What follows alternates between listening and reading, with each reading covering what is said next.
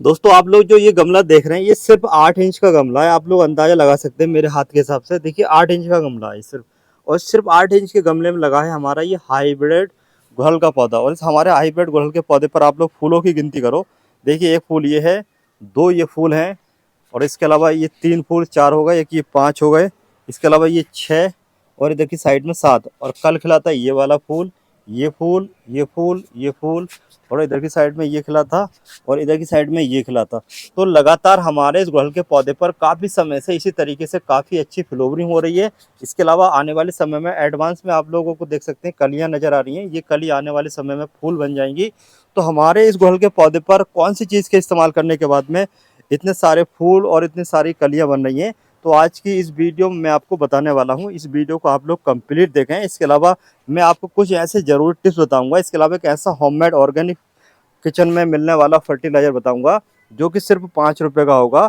और उस 5 रुपये के फर्टिलाइज़र के इस्तेमाल करने के बाद ही आपके गुड़हल के पौधे पर इसी तरीके से काफ़ी हैवी फ्लावरिंग होना स्टार्ट हो जाएगी। तो अगर आप चाहते हैं कि आपके गुड़हल के पौधे पर इसी तरीके से काफ़ी हैवी फ्लावरिंग होने के साथ साथ काफ़ी आने वाले समय में कलियां बनती रहें, तो इसके लिए इस वीडियो को आप लोग कंप्लीट देखें। इसके अलावा मैं आपको बताऊंगा कि आपका छोटा पौधा रहे और हमारे इस छोटे पौधे की तरह काफ़ी घना हो जाए। और पौधा घना होगा तो जाहिर सी बात है कि आपके पौधे पर ज़्यादा से ज़्यादा फूल लगेंगे ही। तो सबसे पहला जो टिप्स है वो बताने से पहले मैं आपसे बताना चाहता हूँ कि चैनल पे पहली बार आए हैं तो चैनल को सब्सक्राइब करने के साथ वीडियो सही लगे तो लाइक और शेयर कर दें। तो देखिए जब भी आप लोग नर्सरी से गुड़हल के पौधे को लाते हैं तो सबसे ज़रूरी है कि आप अपने गुड़हल के पौधे को घना कैसे करें। तो गुड़हल के पौधे को आप लोगों को घना करने के लिए देखिए सबसे पहले आप लोगों को टॉप की जो टिप्स होती है ना, टॉप की ये टिप होती है, जो टॉप की ब्रांच होती है उसको पिंच करना होता है। जैसे कि यहाँ पर आप लोग शायद देख पा रहे हैं, इसको हमने यहाँ से पिंच कर दिया था, और जब हमने इसको पिंच किया तो 4 ब्रांच निकली, एक ये। तो इस तरीके से 4 ब्रांच निकली। तो देखिए यहाँ पर एक इस ब्रांच के हिसाब से मैं आपको समझाना चाहता हूँ। जब ये वाली इन चारों ब्रांच में ये वाली ब्रांच निकली तो इसको हमने यहाँ से पिंच कर दिया। उसके बाद में फिर इसको हमने जब 2 ब्रांच निकली तो इसको यहाँ से पिंच कर दिया।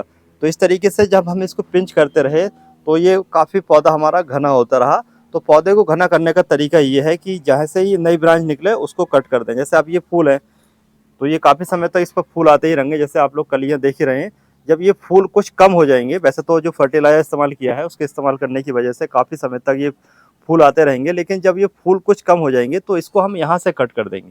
तो देखिए हमारा ये पौधा बार बार पिंच करने की वजह से, कट करने की वजह से लगातार ये घना होता रहा है। तो ये टिप्स है पौधे को घना करने का। जब पौधा घना होगा तो जाहिर सी बात है कि आपके पौधे पर ज़्यादा फूल लगेंगे, पौधा घना भी होगा, देखने में भी सुंदर लगेगा और लंबा लंबा नहीं भागेगा। ज़्यादातर लोग शिकायत करते हैं कि उनका जो पौधा है ना वो लंबाई में बढ़ रहा, देखने में अच्छा नहीं लग रहा। तो इसके लिए ज़रूरी यही है कि आप लोग इसको पिंच करें। अब पिंच करने का भी सही टाइम होता है, ऐसा नहीं है कभी भी वीडियो देखी और आपने अपने पौधों के साथ तोड़फोड़ शुरू कर दी, कटाई छटाई कर दी।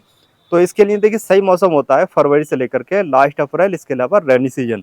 इन 2 मौसम में आप लोग अपने गुड़हल के पौधे की कभी भी ये पिंच वाली जो टिप्स मैंने बताई है ये कर सकते हैं। इसके अलावा गुड़हल के पौधे को रिपोर्ट भी करना होता है। जैसे छोटे गमले में लगा हुआ पौधा है और छोटे ही गमले में आपको फूल चाहिए, तो इसको हर साल आपको 1 साल में 1 या 2 बार इसको आप लोग रिपोर्ट करें, क्योंकि रूट बाउंडिंग हो जाती है, छोटा गमला होता है तब।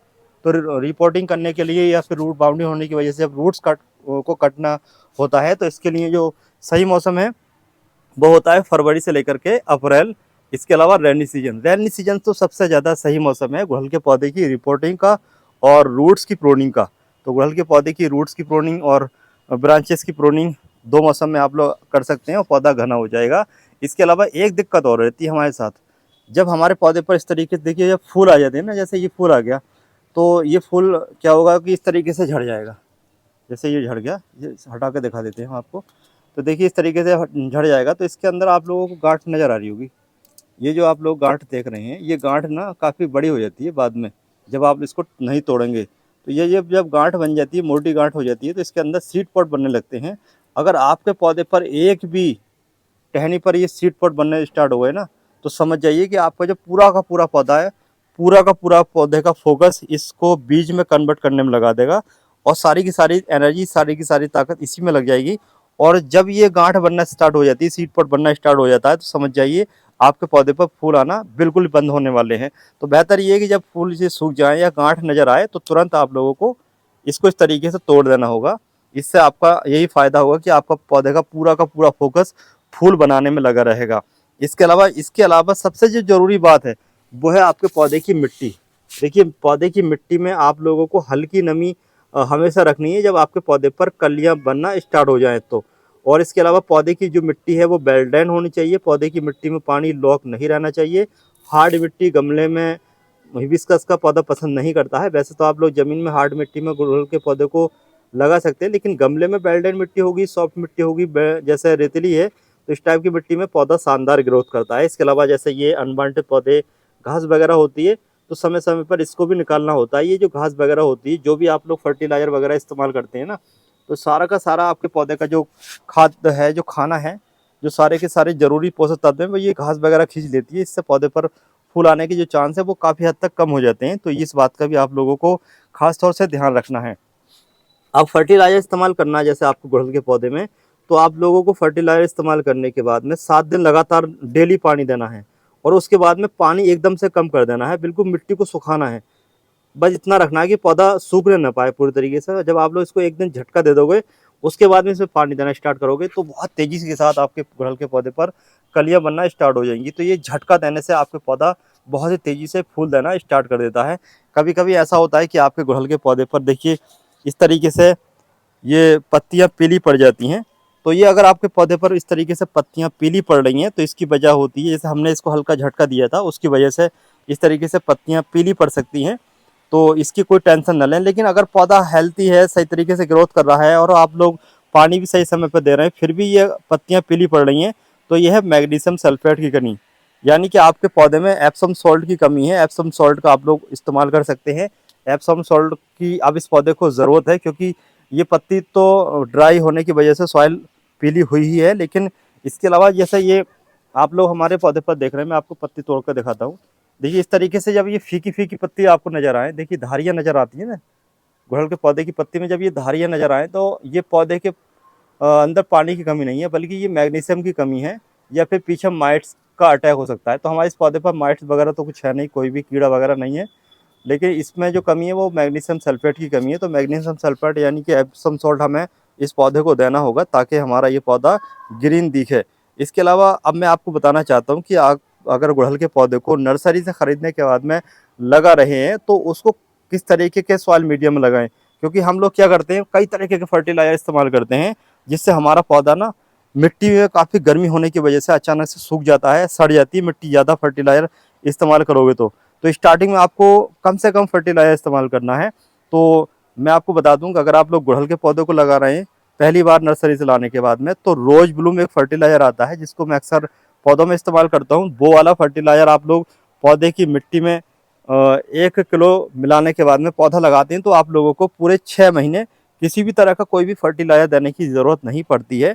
उस तरीके से आप लोग अपने गुड़हल के पौधे में उस सॉइल मीडिया में लगा सकते हैं। इसके अलावा आप लोग गुड़हल के पौधे को अगर लगा रहे हैं, आपके पास रोज ब्लूम नहीं है, तो आप लोग सिर्फ गोबर की खाद का इस्तेमाल करें। लेकिन गोबर की जो खाद है वो कम से कम 3 साल पुरानी होनी चाहिए, यानी कि उसके अंदर नाइट्रोजन का जो लेवल है, जो गर्मी है, वो कम हो जानी चाहिए। अगर गर्मी होगी आपके गुड़हल के पौधे की मिट्टी में, तो आपका गुड़हल का पौधा एकदम से तेज़ी से बढ़ने के साथ सूख जाएगा। तो बेहतर यही है कि आप लोग ज़्यादा गर्म सॉइल का इस्तेमाल ना करें। अगर गर्म सॉइल जैसे आपने गोबर की खाद वगैरह ज़्यादा इस्तेमाल कर भी ली है, तो उसमें आपको मॉइस्चर हमेशा रखना पड़ेगा। अगर थोड़ी सी भी मिट्टी में पानी की कमी हो गई और गर्मी तेज है, जैसे अभी मौसम गर्म होने वाला, आने वाले समय में अप्रैल के बाद में तेज गर्म हो जाएगा, तो एकदम पूरे तरीके से सूखने के चांस बढ़ जाते हैं गुड़हल के पौधे में। इसलिए बेहतर ये है कि आप लोग थोड़ा कम फर्टिलाइज़र इस्तेमाल करें पौधे को लगाते समय। लेकिन जब एक बार पौधा लग जाता है ना, तो आप लोग कैसा भी फर्टिलाइज़र इस्तेमाल कर सकते हैं, पौधा एडजस्ट हो जाता है मिट्टी में, तो कोई टेंशन नहीं रहती है।